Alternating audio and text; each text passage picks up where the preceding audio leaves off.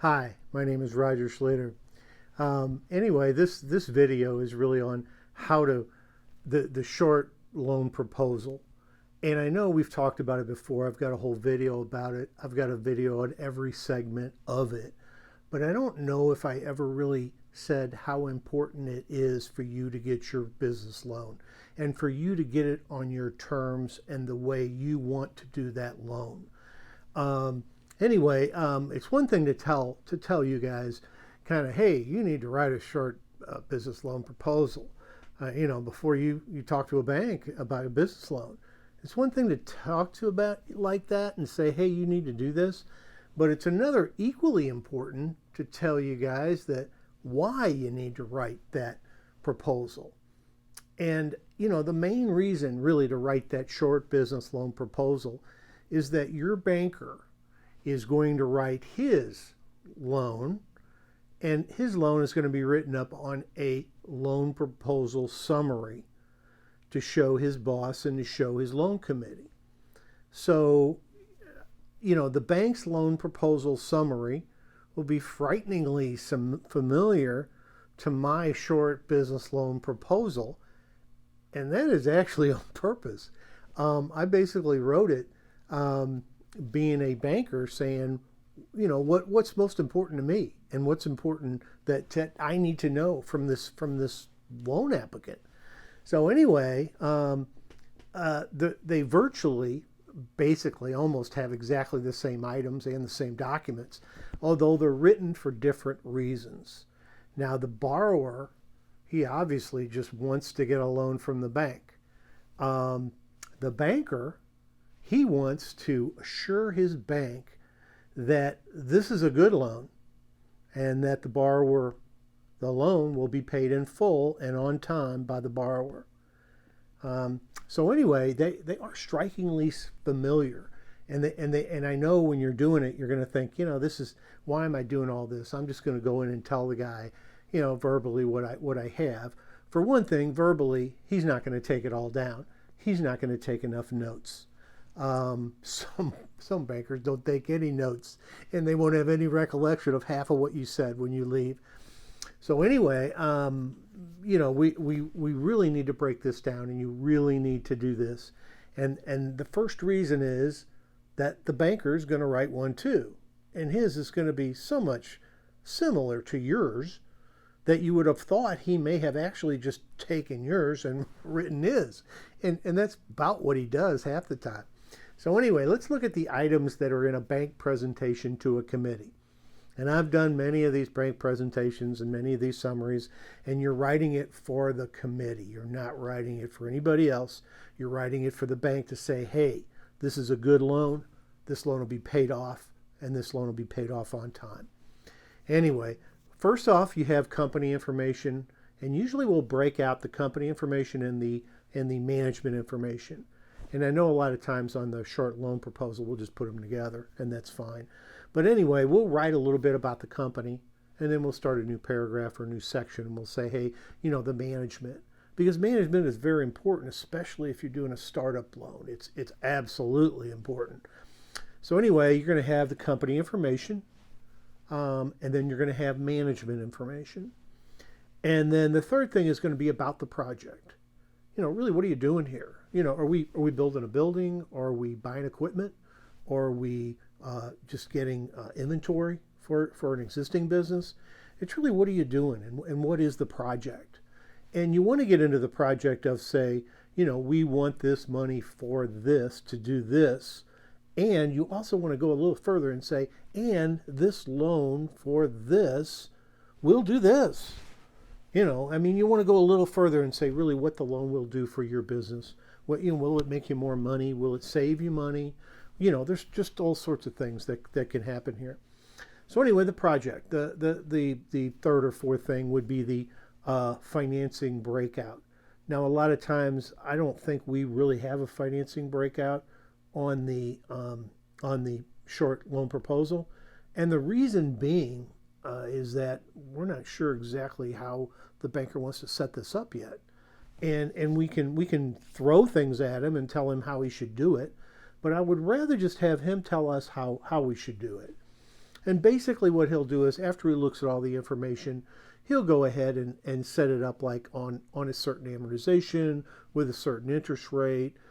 If he needs SBA, he will bring it up at that time. A lot of times they don't need SBA and they could do a conventional loan, which is going to be a lot cheaper for you. So anyway, that's really the banker is supposed to do that. He kind of figures out the financing breakout of this loan. I guess we're up to like 5. I don't know. The first one, I don't know if I counted as 1 or 2. So anyway, the next one is a personal credit and assets. And basically what I do when I write one up is I basically say, okay, the, Mr. and Mrs. Joe Simmons here have credit of this and this, respectfully. And so anyway, it'll give both of their credit scores, or if it's just one person, it'll have his credit score. And then I go ahead and say either in that same sentence, or I start another paragraph and just say, Joe Simmons has assets of this, and they are broken out as this, blah, blah, blah, blah, blah. And then I say, and then he has liabilities of this, and they're broken out to this, and then the assets minus the liabilities equal your equity, and he has equity of this. And then I may make a comment saying that, he has a pretty good personal financial statement, or something else, or I may say nothing. The next part would be the analysis of income and expenses. Now, obviously, if it's a startup, he's going to have projected income and expenses. If it's an ongoing business, you're going to have your ongoing income and expenses, on P&Ls. Hopefully, you have a couple years. According to SBA, and banks use this definition a lot, you have to be in business for 2 full years before they will consider you an existing business. If you're in business less than 2 full years, they will consider you a startup. So anyway, and then in this, usually I'll separate it out a little bit and I'll say the cash flow coverage ratio is, because cash flow coverage ratio is so important. Basically what it is the cash available to cover the debt service. And hopefully that's 1-to-1, because if it's lower than 1-to-1, then you can't pay off your debt. So it's got to be over 1-to-1. So anyway, higher the better. So anyway, and then in a bank summary, I'm writing a summary, and I'm saying, this is this, and I like this loan because of this, and they have income of this, and they have a cash flow coverage ratio of this, and they can pay off this loan, blah blah blah. And I can take stuff from all the different other parts. I can take the management part. I can take part on the project, on the financing, on the personal credit. I can take parts of that and just do a summary of kind of what this business proposal is. And then almost everyone nowadays, we didn't used to do this, but they have a key strengths and risks. Key risks and key strengths, they come out of mainly the MBA programs. And key strengths, you want to put the strengths down. What are the high points of this business? And then you want to put the risks. What are the risks of this business? Obviously there's always a risk for some businesses. I've had a couple where I had a hard time coming up with a risk. And in that I would usually say, he could hit, the economy could turn and he could have a hard time selling his products. Now we spent a lot of time covering what's in the bank's loan proposal, and I'm sure you can look at my loan proposal and say, holy crap, it's the same thing, really. So anyway, the short loan proposal helps the bank to really write up your loan. The loan officer can literally cut and paste. You probably won't cut it, probably copy and paste info from your proposal to his proposal. Usually it's good to email him a copy of that in Word and then go ahead and give him a written copy. And what he'll do is on the one that's in Word, he'll pull that up. He'll have 2 screens at least, and he'll pull up a screen, where it is on the Word, and he'll pull up his Word document, and he will literally copy and paste off of yours onto his. Now that is if everything is accurate, and he will check to make sure everything is accurate. A lot of things he may just check it in his head. Does this sound right? Does this sound right? But, he will check it. So you want to make sure everything's accurate when you do this, especially because knowing he may use it. If he uses it in loan committee and it's not right, and somebody points that out, you may not get that loan because he's going to look like an idiot.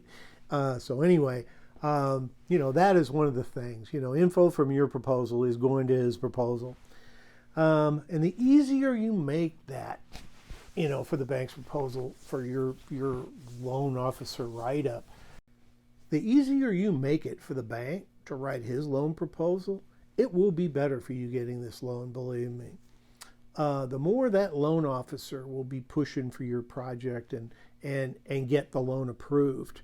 If you help him make this by writing yours, and he can take most of your stuff and put it in here, he's pushing for your project because he hasn't spent much time on it, and he feels good about that because there's so many loans, these small loans that bankers spend lots of time on, and they get the loan approved, and it's like it's not even a very big loan, and they spend all this time on it. So anyway, loan officers love it when you are accurate with your loan proposal and you give that to him and you send it in Word that he can literally copy and paste off of it. Loan officers don't like spending a Saturday afternoon writing up loan proposals, for the committee or the board meeting. I've done it many a time. I've sat there, when it was good weather and you're sitting there at 2-3 o'clock in the afternoon, or maybe if you bring your lunch or buy lunch out, and you're sitting there writing these things up.